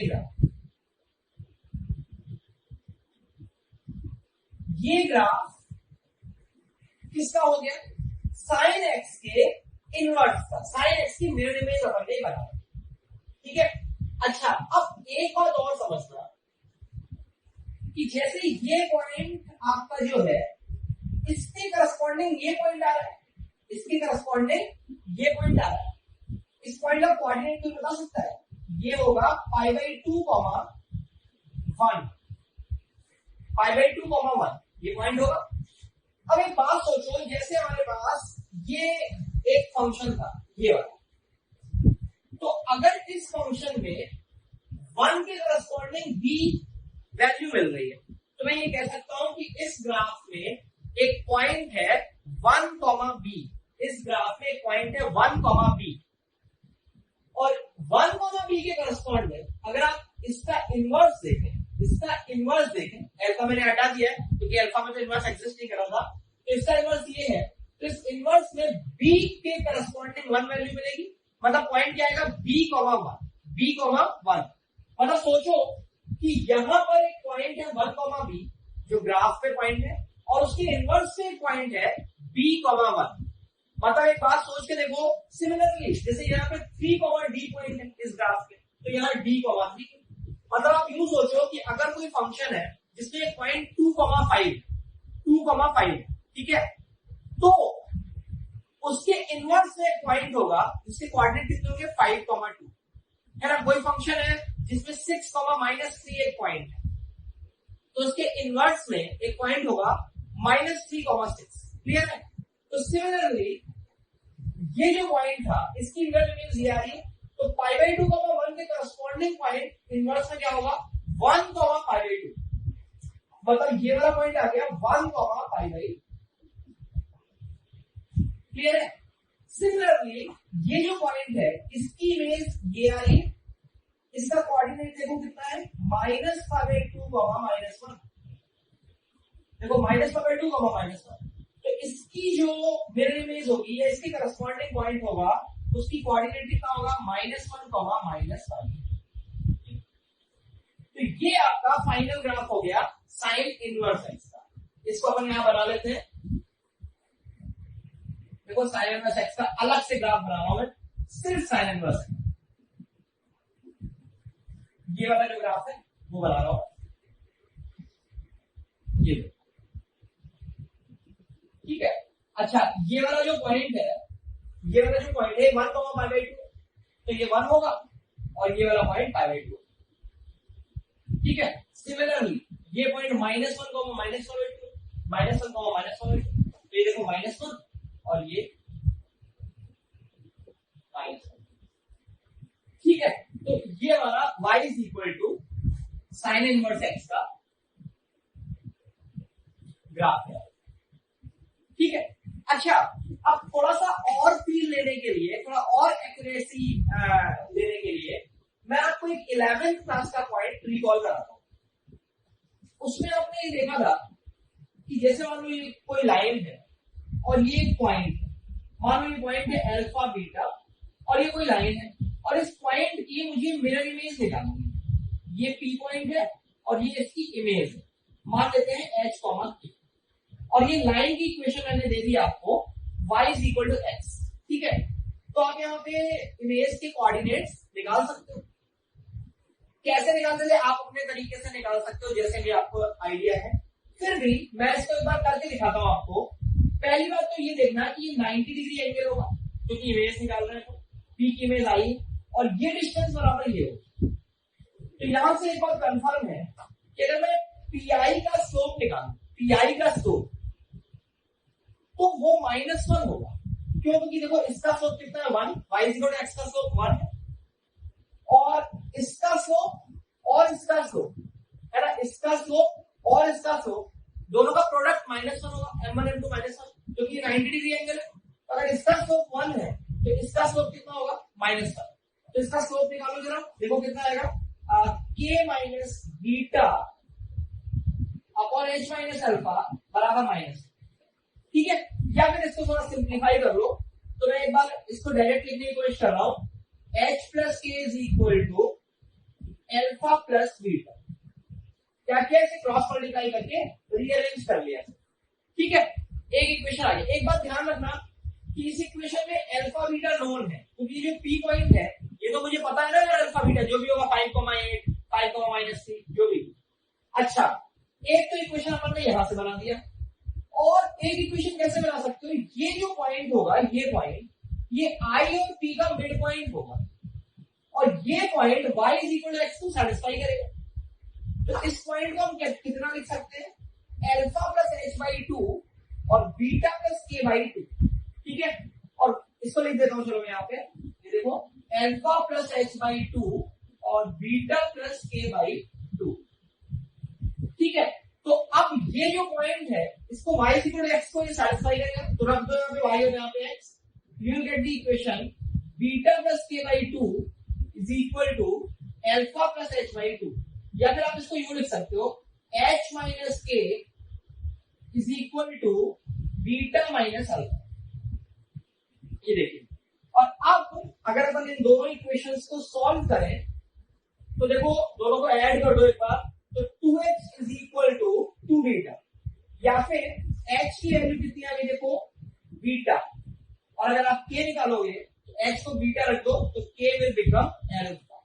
ये देखिए यहां से क्या निकल के आया कि अल्फा बीटा पॉइंट की y is equal to x के अबाउट अगर मैं मिरर इमेज निकालता हूं तो वो बीटा कॉमा अल्फा है, एच बीटा है k alpha, beta comma alpha, मतलब किसी भी पॉइंट की y is equal to x के अबाउट मिरर इमेज निकालेंगे तो आपके कोऑर्डिनेट्स इंटरचेंज हो जाएंगे। तो अगर यहां पर आप फोकस करें इस बात पे, बहुत इंपॉर्टेंट है और बहुत बेसिक बात है, मैंने 11th में पढ़ी हुई है, मैंने एक बार फिर से करके दिखा दिया, जिससे अगर कोई भूल गया कुछ लोग तो उनको रिकॉल हो जाए।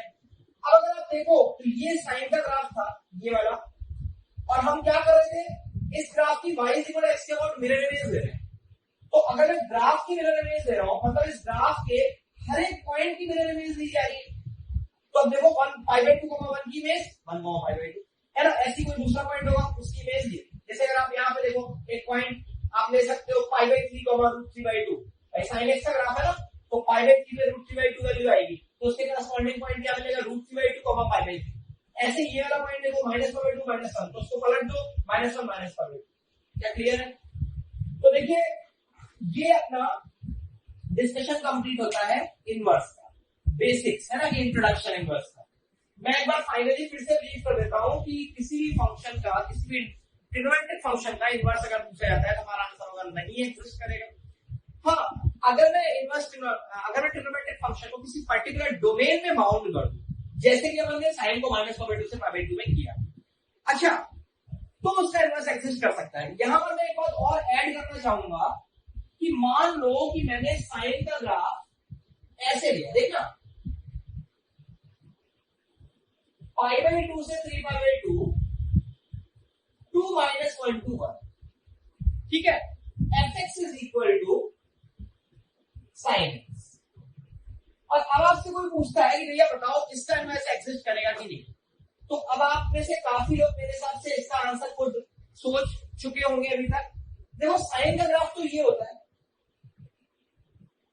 ठीक है, पीछे भी आएगा, लेकिन मुझे ग्राफ कौन सा चाहिए, π/2 से 3π/2 तक का केवल, मतलब हमारे लिए ये वाला ग्राफ काम का नहीं है और ये ग्राफ भी काम का नहीं है।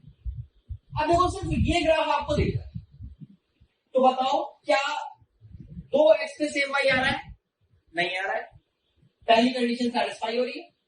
-1 to 1 इसका कोडोमेन है, क्या यही इसकी रेंज है, हाँ यही इसकी रेंज है। मतलब एक बार फिर इसका इनवर्स एग्जिस्ट कर जाएगा। क्या क्लियर है भाई? तो हम कह सकते हैं कि अगर मैं ट्रिग्नोमेट्रिक फंक्शन को एप्रोप्रिएट डोमेन में बाउंड कर दूं तो उसका इनवर्स एग्जिस्ट कर सकता। ठीक है, अच्छा अब इसका जो इनवर्स आएगा उसका ग्राफ बनाओगे अगर, तो फिर वही y इक्वल टू ऐसे लाइन बनेगी, है ना। फिर अपन हर एक पॉइंट की मिरर इमेज दे देंगे और एक ग्राफ बना देंगे।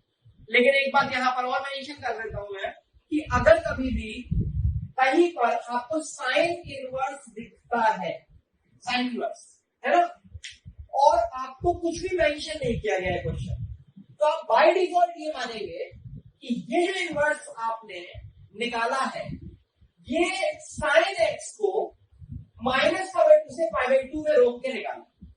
मैं फिर से रिपीट कर रहा हूं इस बात को, अगर कहीं आपको साइन इनवर्स एक्स लिखा मिलता है कल को, तो आप उसको बाय डिफॉल्ट ये मानोगे कि ये साइन इनवर्स एक्स किससे निकाला गया है, एक ऐसे साइन एक्स के ग्राफ से जिसको -π/2 से π/2 रोका गया। ठीक है, जैसे अगर आप इस वाले केस में आओ तो अगर आप इसका इनवर्स निकालो, देखो इनवर्स में दो बातें हैं, एक इनवर्स की इक्वेशन है, एक उसका ग्राफ है। अगर आप इसमें इक्वेशन निकालने पे आओगे तो फिर तो क्या आएगी, y equal to sine x. अब आप यहाँ y की जगह x लिखोगे और x की जगह y लिखोगे तो वापस हो जाएगा साइन y बराबर x, या फिर y को क्या लिखोगे, साइन इनवर्स x। तो मेरा कहने का मतलब ये है कि आप साइन x का जब भी इनवर्स लिखोगे तो आप हमेशा साइन इनवर्स x ही लिखोगे, चाहे साइन x को आपने π/2 से 3π/2 रोक के उसका इनवर्स बनाया हो, चाहे आपने साइन x को -π/2 से π/2 रोक के उसका इनवर्स बनाया हो, लेकिन जो उसका इनवर्स लिखने का तरीका है वो तो साइन इनवर्स x ही लिखना पड़ेगा, सिंबॉलिक है। तो वही मैं आपसे कहना चाह रहा था कि जो साइन इनवर्स x है अगर कुछ मेंशन नहीं है तो हम मानेंगे कि ये साइन इनवर्स x किससे बना है, साइन x से बना है। उस साइन x को कहां से कहां तक रोका गया था, -π/2 से π/2 रोका गया। ठीक, हाँ, अगर ये मेंशन हो कि ये साइन इनवर्स किससे बना है, ऐसे साइन x से बना है जिसको π/2 से 3π/2 रोका गया था, तो फिर ये कंसीडर करेंगे, अदरवाइज बाय डिफॉल्ट -π/2 से π/2। एक बात अपन यहाँ पे और ऐड कर सकते हैं कि साइन इनवर्स x का अगर आप डोमेन निकालोगे, डोमेन, तो वो -1 से 1 आएगा। ठीक है, क्यों भाई, फिर से वही पुराना लॉजिक, जब अपन किसी फंक्शन का इनवर्स निकालते हैं तो इस फंक्शन की जो रेंज होती है, रेंज और कोडोमेन तो बराबर ही है, तो इस फंक्शन की जो रेंज होती है वो इनवर्स की डोमेन बन जाती है। तो इसकी जो रेंज है वो इनवर्स की डोमेन है, और जो फंक्शन की डोमेन होती है वो इनवर्स की रेंज बन जाती है। मतलब इसकी जो रेंज आएगी वो क्या आएगी, -π/2 से π/2। और ये बातें आप यहाँ ग्राफ से भी जस्टिफाई कर सकते हो। देखो ये साइन इनवर्स x का ग्राफ बना है तो इसकी डोमेन क्या है, -1 to 1, ठीक है, और रेंज क्या है, -π/2 to π/2। क्लियर, तो ये अपना साइन इनवर्स x ओवर होता है। अपन आगे कॉस इनवर्स x देखते हैं, तो अपन कॉस इनवर्स x का ग्राफ स्टार्ट करते हैं। तो देखो जैसे एक फंक्शन अपने पास है f(x = cos x), तो अपन बड़ी आसानी से कह सकते हैं कि इसका इनवर्स एग्जिस्ट नहीं करेगा, जो अभी अपन ने पीछे बातें की। अच्छा, अब अगर मैं cos x को एप्रोप्रिएट डोमेन में रोक देता हूं तो फिर बिल्कुल आप कह सकते हो कि हाँ इसका इनवर्स एग्जिस्ट कर जाएगा। जैसे मैंने तो इसमें क्या कर रहा हूं, फंक्शन मैंने लिया 0 to π to -1 to 1 f of x = cos x, इसे हटाना। ठीक है, 0 to π डोमेन मैंने लिया, -1 to 1 इसकी कोडोमेन ली और cos x। अच्छा, अब एक बार cos x का ग्राफ बनाओ और देखने की कोशिश करो। देखिए cos x का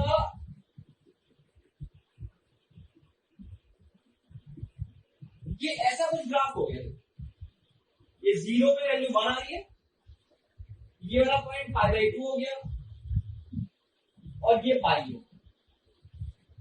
अब आप यहां देख सकते हो बड़ी आसानी से कि इसकी रेंज आएगी -1 to 1, जो कि कोडोमेन के बराबर है, और कोई भी दो एक्स में सेम वाई नहीं मिल रहा है। ठीक है, तो इसका मतलब इसका इनवर्स अब एग्जिस्ट कर जाएगा।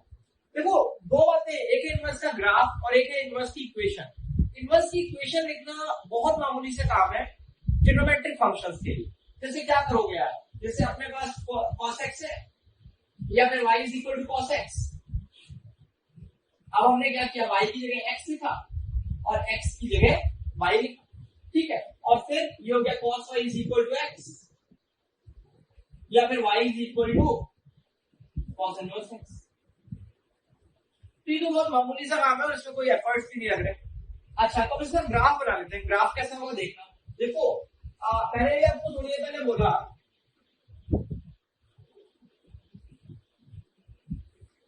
कि इनवर्स के ग्राफ बनाने के लिए अपन ग्राफ की मिरर इमेज लेते हैं about y is equal to x।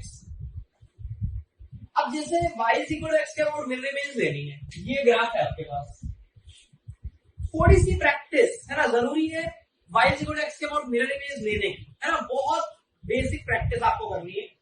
उसके बाद ये बहुत सिंपल सी चीज है ना। देखो हमेशा जब ग्राफ की मिरर इमेज लो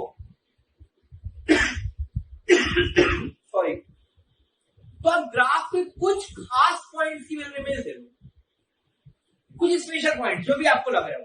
जैसे यहां पर एक ये पॉइंट स्पेशल पॉइंट है, हमेशा एंड पॉइंट्स तो एक इंपॉर्टेंट हो गई, एक ये भी स्पेशल पॉइंट है और ये भी थोड़ा सा स्पेशलिटी है इसके अंदर की एक्स एक्सिस पे है, ठीक है। तो क्या होता है, जैसे मान लो आपके पास कोई कर्व पड़ी हुई है, ऐसे कोई कर्व है और इसकी मिरर इमेज लेने को बोला गया, तो पूरी कर्व की बजाय जैसे ये लाइन होगी y is equal to x, हमने क्या किया, ये वाला जो पॉइंट है इसकी मिरर इमेज ले ली सपोज, फिर हमने ये वाला जो पॉइंट है उसकी ले ली और दोनों को ज्वाइन कर दिया अंदाज से, जैसे ये ग्राफ है उसका ये बना, ठीक है। तो मेरा कहने का मतलब ये है कि हम इनवर्स के ग्राफ्स को रट ना लें, है ना, कि भाई साइन इनवर्स कैसा होता है, कॉस इनवर्स कैसा होता है, बजाय उसको बढ़िया तरीके से समझ लो। तो जैसे ये आपके पास ग्राफ है, अब y is equal to x तो ऐसे लाइन होगी और उसके अबाउट अपन मिरर इमेज लेंगे, तो मैं एक बार में आपको मिरर इमेज ही लेके दिखा रहा हूं एक एक पॉइंट पे। देखो ये पॉइंट कितना है 0,1, ठीक है, और y is equal to x ऐसे बनेगी। जब आप इसकी इमेज लोगे ना 0,1 की, तो कितनी आएगी 1,0। अब ये भी अपन ने देखा, तो 1,0 कहां आएगा, यहाँ पे π/2 की वैल्यू 1.57 होती है, तो 1,0 थोड़ा सा पीछे ही आएगा, ठीक है। तो इस वाले पॉइंट की इमेज कहां आ गई, ये आ गई 1,0, ठीक है। अच्छा, फिर ये भी एक स्पेशल पॉइंट है, ये कितना है π/2, 0, तो इसकी इमेज कितनी आएगी 0,π/2, 0,π/2 विल बी समवेयर हियर, ठीक है, 0,π/2। अच्छा, अब इस बात को ध्यान से देखो कि हमने इस वाले पॉइंट की इमेज निकाली 0,1 की, तो 1,0 आई, इस पॉइंट की इमेज निकाली π/2 0 की, तो ये 0π/2 है। मतलब हमने कहीं ना कहीं ये वाला जो ग्राफ दिख रहा है ना, इसकी इमेज बन गई हमारे दिमाग में। कैसे बनेगा सोचो भाई, इसकी इमेज और इसकी इमेज को ज्वाइन कर दो, ठीक है भाई। ये पूरा ग्राफ इतना सा जो है, इस पूरे ग्राफ की मिरर इमेज निकालना है, तो हमने ग्राफ का ये वाला पॉइंट और ये वाले पॉइंट की इमेज निकाल कर ज्वाइन किया। तो देखो इन दोनों को ज्वाइन कर दो, लगभग वैसा ही ग्राफ बनाना है। तो यहाँ इमेज होगी तो उसकी शेप में तो कोई चेंज आएगा नहीं, तो एक अंदाज से अपने ग्राफ को ज्वाइन, ठीक है, समझ में आ रहा है पॉइंट। अच्छा, मैं आपको यहां पर भी इस बात को फील कराने की कोशिश करता हूं। देखो जैसे ये वाला पॉइंट है, ये इसकी इमेज निकाली, ये 0,1 था, 1,0 आ गई। फिर ऐसे ये वाला पॉइंट था, ये इसकी इमेज यहां कहीं आ गई, ठीक है। तो ये जो ग्राफ का शेप इधर आ रहा है ना, वही शेप आपको यहां मिलेगा। ये वाला जो ग्राफ है उसकी इमेज है, आगे बस। तो यहां पर क्या है कि थोड़ा सा कॉम्प्लेक्स रहेगा समझना, तो उसकी वजह हमने क्या किया, डायरेक्टली हमने इस पॉइंट की इमेज ली, ये आ गई, इसकी इमेज ली, ये आ गई, और इन दोनों को ज्वाइन कर, ये क्लियर। अच्छा, ध्यान देना कि ये वाला जो ग्राफ आपको दिख रहा है और ये ग्राफ दिख रहा है, ये आइडेंटिकल नहीं है, क्योंकि देखो इसमें ये π/2 है, इसमें ये 1 है, यहाँ ये 1 है, ये π/2, फर्क है दोनों।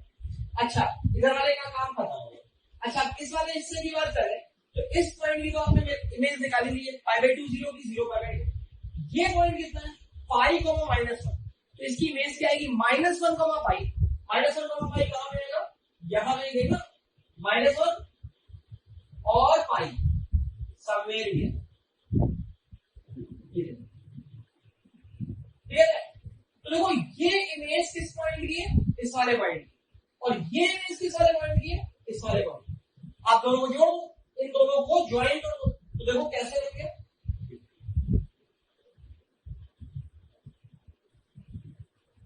क्लियर है पॉइंट। तो ये देखिए आपका जो cos x का ग्राफ था, ये उसके इनवर्स का ग्राफ बन गया, ठीक है। मतलब हम इसको कैसे बोल सकते हैं कि ये हो गया हमारा fx is equal to cos inverse x, ठीक है। अगर आप इसके डोमेन की बात करते हो, डोमेन की, तो डोमेन आप स्पष्ट तौर पे देख सकते हैं -1 to 1, और इसका डोमेन वही है जो कि cos x की रेंज थी -1 से 1, और होना भी चाहिए।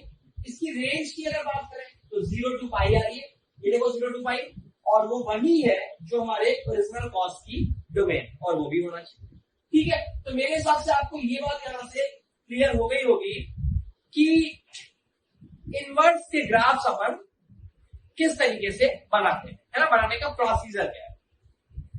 अच्छा, अब मैं अगले फंक्शन पे आ रहा हूं, अगले ट्रिग्नोमेट्रिक फंक्शन पे आ रहा हूं, 10x, ठीक है। तो इसको मैंने क्या किया, -π/2 से π/2,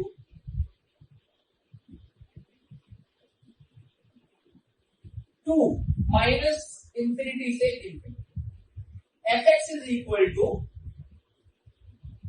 10x, ठीक है। इसको प्लॉट कर लेते हैं, तो देखो 10x का जो ग्राफ होगा वो ये होगा। अच्छा, अब आपको ये वाली बात भी समझ में आ गई होगी कि जो अपन इंटरवल ले रहे हैं, जैसे हम -π/2 से π/2 लिया, क्यों, क्योंकि भाई हम इंटरवल इस हिसाब से ले रहे हैं कि इनवर्स एग्जिस्ट तो करे। अच्छा, तो अब देखो इसका इनवर्स निकालना है, तो निकालने का प्रोसीजर तो बिल्कुल ही आसान सा है, y equal to x, y को x और x को y देखा, और यहां से आ गया y is equal to tan inverse, ठीक है। अच्छा, अब y is equal to x के अबाउट इसकी इमेज ली, तो इमेज लेने का कंसेप्ट फिर से देखते हैं ध्यानपूर्वक, देखना। देखो मैंने आपको पहले भी बोला कि इमेज लेते समय पर कुछ चुनिंदा पॉइंट्स के इमेज ले लेंगे और फिर अंदाज से ग्राफ बनाएंगे। इसमें कोई ये वाला पॉइंट है, ये पॉइंट, और एक ये पॉइंट है, ये कौन सा पॉइंट है, वो इंफिनिटी पे जा रहा है, और एक ये पॉइंट है, ये कौन सा पॉइंट है, जो -इंफिनिटी पे जा रहा है, ठीक है। ये 3 पॉइंट लिए, अब ये 0 0 है, इसकी y बराबर x के अबाउट इमेज निकालो, क्या बनेगी, 0 0 ही, भाई कोऑर्डिनेट इंटरचेंज हो जाएगा तो क्या फर्क पड़ेगा, 0 0। एक बात, दूसरी बात देखो, ये वाला जो पॉइंट है, ये वाला पॉइंट, अब इस पॉइंट के कोऑर्डिनेट्स अपन फिक्स नहीं बना सकते, ये ऐसा है, इस पॉइंट का कोऑर्डिनेट ऐसा है कि इसका x कोऑर्डिनेट क्या है, लगभग π/2 है, लगभग π/2, लेकिन π/2 से थोड़ा सा कम है ना, क्योंकि ये पॉइंट जो है वो इस लाइन के इधर, तो लगभग π/2 है, π/2 से थोड़ा सा कम, बैक ऑफ द माइंड रखना कि थोड़ा सा कम है, मैं मुंह से बोल रहा हूँ π/2, मैं मुंह से π/2 बोल रहा हूँ, जबकि वास्तविकता क्या है, π/2 से थोड़ा सा कम, ठीक है। तो ये वाला पॉइंट क्या है, π/2 इंफिनिटी, है ना, y कोऑर्डिनेट इंफिनिटी में जा रहा है, तो π/2 इंफिनिटी। अब देखो 5,6 पॉइंट है, उसकी इमेज क्या होगी, 6,5, 8,9 है, उसकी इमेज क्या होगी, 9,8, ठीक है। तो अगर π/2 इंफिनिटी है तो उसकी इमेज क्या होगी, इंफिनिटी π/2, ठीक है। अब इंफिनिटी π/2 सोचो कहां जाएगा पॉइंट, इंफिनिटी π/2 का मतलब ऐसा है कि ऐसा पॉइंट जिसका x कोऑर्डिनेट इंफिनिटी हो रहा हो और y कोऑर्डिनेट π/2 हो रहा हो, तो सोचो वो पॉइंट कहां आएगा, इंफिनिटी, मतलब इधर इंफिनिटी और इधर π/2।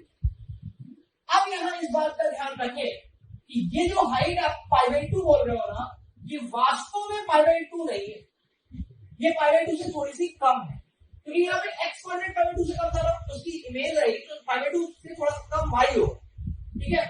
अच्छा, अभी इससे मत जाओ, ठीक है। अभी ऐसा सोचो कि इसकी इमेज क्या है, 0 0 की 0 0, और ये वाला पॉइंट π/2 इंफिनिटी मान लो इसको थोड़ी देर के लिए, तो इसकी इमेज कितनी हुई, इंफिनिटी π/2, ये आगे इंफिनिटी π/2, मतलब x इंफिनिटी है और y की वैल्यू कितनी हो रही है, π/2, ठीक है। अब एक बात सोचो कि इस हिस्से के दो एंड पॉइंट की इमेज आपको मिल गई, तो आप इनको ज्वाइन कर दो, कैसे ज्वाइन करोगे देखना, ये ज्वाइन कर, ठीक है। ग्राफ का शेप को समझ में आया, जो ये शेप था उसकी इमेज ये है, ठीक है। अब मैं यहाँ पे एक बार स्पष्ट कर देता हूं, आपको समझ में भी आ जाएगा कि ये जो आपको ग्राफ दिख रहा है,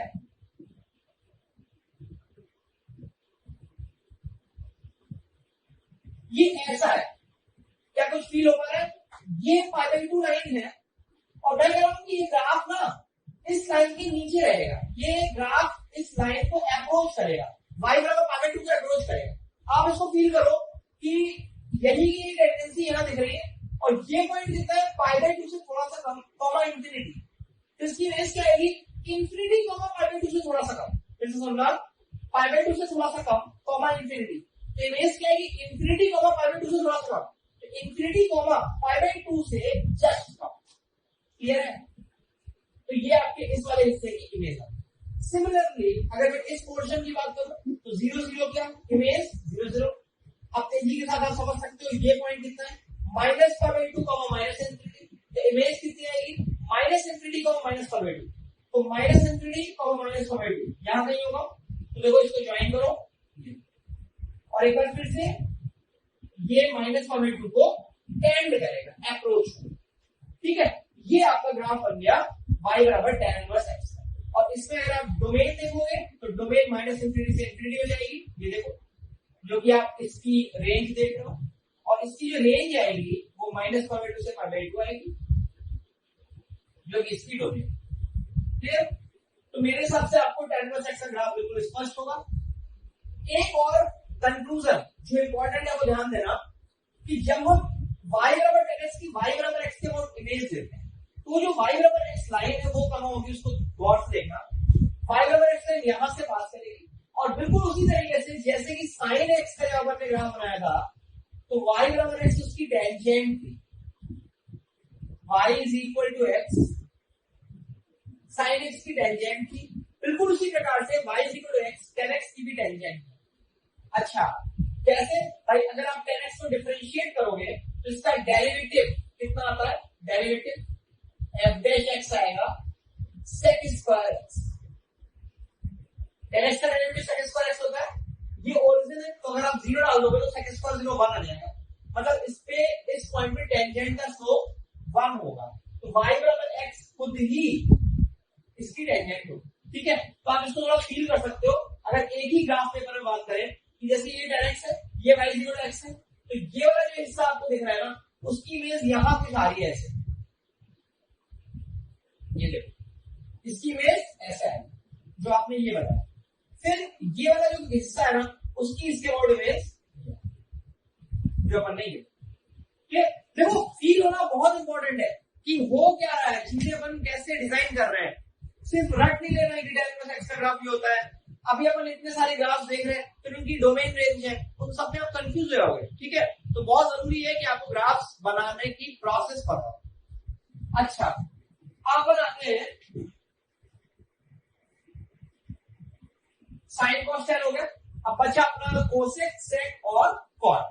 तो कोसेक का देखना, देखो मैंने कोसेक के लिए फंक्शन का इस तरीके से सिलेक्शन किया, -π/2 से π/2, एक्सक्लूडिंग 0 टू -इंफिनिटी से -1, union 1 to infinity, f of x is equal to cosec x। ठीक है, तो देखो अब इसमें कोई डिस्क्रिप्शन देने की आपको जरूरत नहीं है, ये बस डोमेन इस हिसाब से है कि कोसेक x का इनवर्स आ जाए। जिन लोगों को कोसेक x का ग्राफ में कंफ्यूजन है, मैं सजेस्ट करूंगा कि एक बार ट्रिग्नोमेट्री में कोसेक x का ग्राफ आप देख लो और उसे बनाने का प्रोसेस है ना, ये भी आपको पता होना चाहिए। तो कोसेक x का ग्राफ कैसा होता है, मैं यहाँ पे बना रहा हूं। देखो सबसे पहले तो फिर भी है ना, फिर भी मैं हल्का सा रिकॉल कराता हूं आपको कि साइन x का ग्राफ ऐसे है, -π/2 से π/2। ठीक है, तो कोसेक का कैसे होगा? जब साइन 1 होगा, ये मैं आपको एक्सप्लेन नहीं कर रहा हूं, इससे तो आपको मैं हल्का सा आइडिया दे रहा हूं। कोसेक का ग्राफ कैसा होगा ये एग्जैक्टली आपको ट्रिग्नोमेट्री में एक बार रिपीट करना पड़ेगा अगर आपको जरा सा भी डाउट है। तो ये साइन है, तो π/2 पे साइन 1 है तो कोसेक भी 1 होगा, फिर साइन डिक्रीज करेगा तो कोसेक इंक्रीज करेगा, ये देखिए। और सिमिलरली यहां पे शेप ऐसा है, मतलब अगर मेरी बात करोगे ना तो मुझे आज भी कोसेक का ग्राफ नहीं पता है, मतलब अगर आप मुझसे कहो कि बस मैं बोलूं और कोसेक का तुरंत ग्राफ बना दूं तो मैं नहीं बना पाऊंगा। मैं दिमाग में सोचूंगा साइन का कैसा होता है, तो मैं फ्रैक्शन ऑफ सेकंड लूंगा और फिर मैं कोसेक का ग्राफ बना पाऊंगा। अच्छा, ये अपना कोसेक का ग्राफ हो गया। अब मुझे इसका इनवर्स बनाना है, तो अब देखना इनवर्स, मैं यहाँ पे आपको सजेस्ट करूंगा कि आप इसके ऊपर खुद से ट्राई भी करो, ऐसा कर सकते हो। इनवर्स कैसे लेना है, पहले इधर वाले की इमेज ले लो, फिर इधर वाले की ले लो, फिर देख लेना है ना, पॉज करके आप एक बार ट्राई कर सकते हो।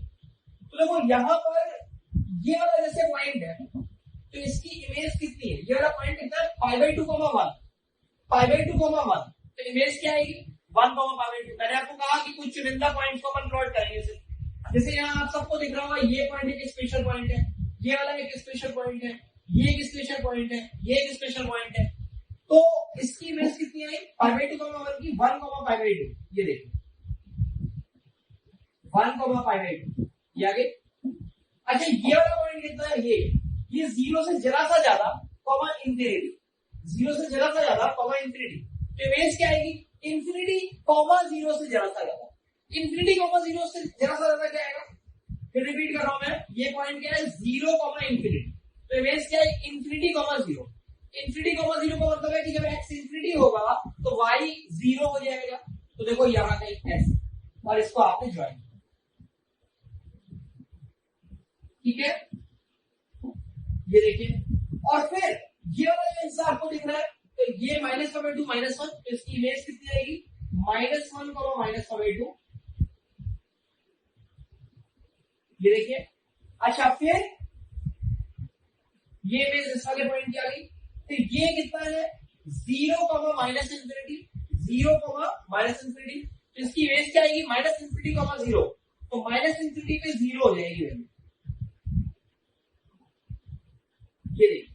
तो ये ग्राफ आपके सामने जो दिख रहा है ये किसका ग्राफ हो गया, कोसेक इनवर्स एक्स का, और डोमेन रेंज भी आपको दिख रही है, इसकी डोमेन कितनी हो गई -infinity to -1, union 1 to infinity, जो कि इसकी रेंज थी देखिए, और इसकी रेंज क्या हो गई -π/2 से π/2, एक्सक्लूडिंग 0 रेंज में नहीं आएगा, जो कि इस फंक्शन की डोमेन, ठीक है, ये कोसेक हो गया। अच्छा, अब इसी प्रकार से आप सेकंड इनवर्स ट्राई कर सकते हो, बना के एक बार देखना, और फिर मैं आगे आपको कॉट इनवर्स बना के दिखा रहा हूं। तो कॉट के लिए मैंने फंक्शन लिया 0 से पाई टू -इंफिनिटी से infinity, fx is equal to cot x, ठीक है। अब देखो मैं इसकी इमेज देता हूं, पहले एक बार जल्दी से ग्राफ बनाते हैं। तो कॉट एक्स का ग्राफ कैसा होगा,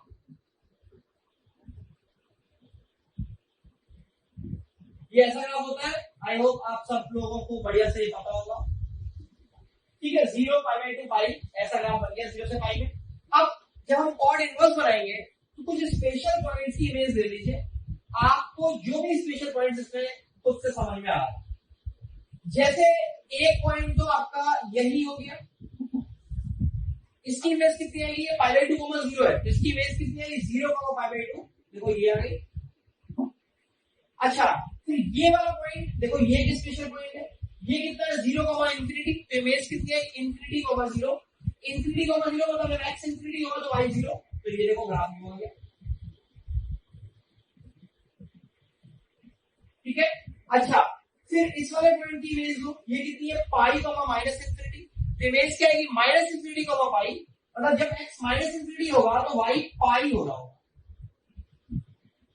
ये ठीक है। तो ये आपका फाइनल ग्राफ हो गया कॉट इनवर्स एक्स, ठीक है। अगर आप इसकी डोमेन देखें तो डोमेन -इंफिनिटी से +इंफिनिटी, ठीक है, रेंज देखें तो 0 से 5, जो कि इसका ओरिजिन है, क्लियर। तो ये अपने सारे इनवर्स ट्रिग्नोमेट्रिक फंक्शंस के ग्राफ खत्म होते हैं। अब इसमें नेक्स्ट क्लास में अपन बात करेंगे, जैसे अपन ने इनवर्स के अंदर ऐसी बात की थी, f of gx is equal to x होता है, या फिर g of fx is equal to x होता है, अगर f और g एक दूसरे के इनवर्स है ना। तो वैसी कुछ बात यहाँ पे करेंगे, जैसे मान लो एक sin x है और एक sin इनवर्स है, तो sin इनवर्स x क्या होगा या sin इनवर्स sin x क्या होगा, उस पर चर्चा अपनी अगली क्लास में होगी, और फिर कुछ प्रॉब्लम्स भी करेंगे आज के इस क्लास का आपका होमवर्क कुछ भी नहीं है। पिछली क्लास में मैंने आपको इनवर्स का जो होमवर्क दिया था वहीं पे रोक रहे हैं। इस जो नेक्स्ट क्लास होगी उसके बाद मैं आपको होमवर्क भी दूंगा, ठीक है, जो ITF पे बेस्ड होगा।